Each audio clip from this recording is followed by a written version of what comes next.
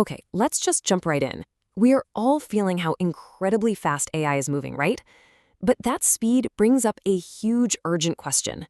Can we actually govern something this powerful?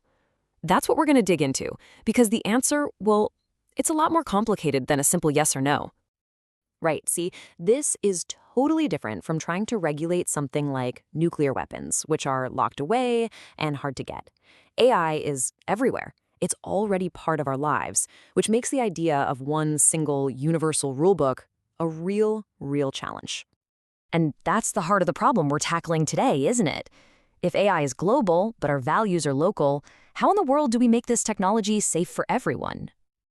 To really get why a one-size-fits-all approach is doomed to fail, let's start with a view from the ice. First, we have to throw out this myth of a universal human. Turns out, AI is basically a giant mirror, and it's showing us just how fundamentally different we all are. So here's the absolute key. Culture isn't just surface-level stuff like food or music. Nope. It's the very operating system for our brains. It shapes how we see the world, what we think is important, and how we make decisions. Now check this out. This is a perfect example. For a lot of us who speak English, snow is just weather. But if you speak an Inuit or Yupik language, you have dozens of words for it. Why? Because snow isn't just weather, it's survival. It's about safety, how you travel, where you find food. Your language literally reflects what matters most. And this is where the danger comes in. When we train our AI models mostly on data from just a handful of dominant languages, we risk ironing out all of these vital human differences. We could accidentally build a technology that only sees the world through one cultural lens, basically erasing thousands of others. So this isn't just a theory, it's happening right now. The major world powers are already building their own AI rules, and surprise, surprise, they reflect three very different visions for what AI should be. And this lays it out so clearly. You've got the US laser-focused on innovation, on leading the market. Then you have the EU, where everything, and I mean everything, is anchored to human rights and individual freedoms. And then you have China, which is prioritizing social stability and making sure AI aligns with the government's goals. Three global powers, three totally different playbooks. So you see the problem, right? This leads to a massive conflict. When an AI has to make a tough call, whose values does it use? The American focus on the market, the European focus on rights, or the Chinese focus on the collective? Who gets to decide? Okay, so if one giant rulebook is impossible, what's the alternative? Well, a new idea is emerging, and it's a bit like architecture. You build a solid foundation that everyone shares, but then you let people build their own unique structures on top. It's a two-step process. First, you create what's called a global floor. These are the absolute, rock-solid, non-negotiable safety rules everyone agrees on. Then, on top of that floor, each country or culture can add its own layers, rules that reflect their own unique laws and values.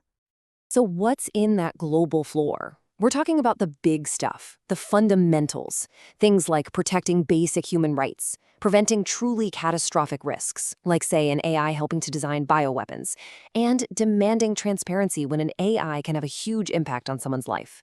This is the baseline. And this is where you get the flexibility. The cultural layers are where you handle things that differ from place to place, local laws, social values, even cultural taboos. It means an AI in Europe can be designed to follow the EU's strict privacy rules, while an AI somewhere else can adapt to different local norms, all without ever breaking those fundamental rules of the global floor. Okay, but hold on. You might be thinking, if the goal is to have different cultural rules, then why is there this crazy intense global race to build the best AI? It seems like a contradiction, right? Well, it's not, once you understand what the race is really for. Let's make this super real with a tough example. A user tells a mental health AI that they're thinking about harming themselves. What should the AI do? The right answer completely depends on what you value most. And here's the impossible choice. Do you immediately escalate to the authorities? That prioritizes safety above all else, but it completely ignores the user's privacy and autonomy. Or do you just offer resources and support, respecting their autonomy, but running the terrible risk of not doing enough? There's no single correct answer here. It's a values call. And that's the light bulb moment. The global race isn't about deciding which of those values, safety or autonomy, is the right one. The race is to build the most powerful, most capable foundational model, the engine. because a truly powerful engine can be tuned to follow any set of cultural values you give it. Because let's be honest, whoever builds the best engine gets a massive strategic advantage. We're talking about economic dominance, huge leaps in science, military power, and the influence to shape how the rest of the world uses this technology. The engine, that's the real prize. So where does this all leave us? We're trying to find that perfect balance, a way to create guardrails that keep us all safe without trapping our diverse global cultures inside cages of conformity. And maybe that's the most profound takeaway from all of this. AI isn't some force that's going to make us all the same. Actually, it's doing the opposite.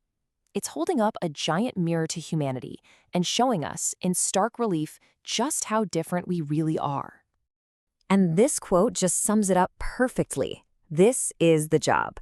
The point isn't to erase our identities, but to build a system robust enough to handle all our differences safely and with respect. So what does that workable future look like? Well, it needs that global safety floor we talked about for sure. It needs those flexible cultural layers on top. It demands rules that can evolve as fast as the tech itself. It requires constant human oversight, and absolutely critically, it needs powerful protections for the most vulnerable people in our societies. And so we'll leave you with the question that is really at the heart of this whole debate. As we go forward, what do you think matters more? Trying to create universal, one-size-fits-all rules for AI? Or should we focus on designing systems that are smart enough to understand and adapt to the incredible, messy, beautiful diversity of human culture?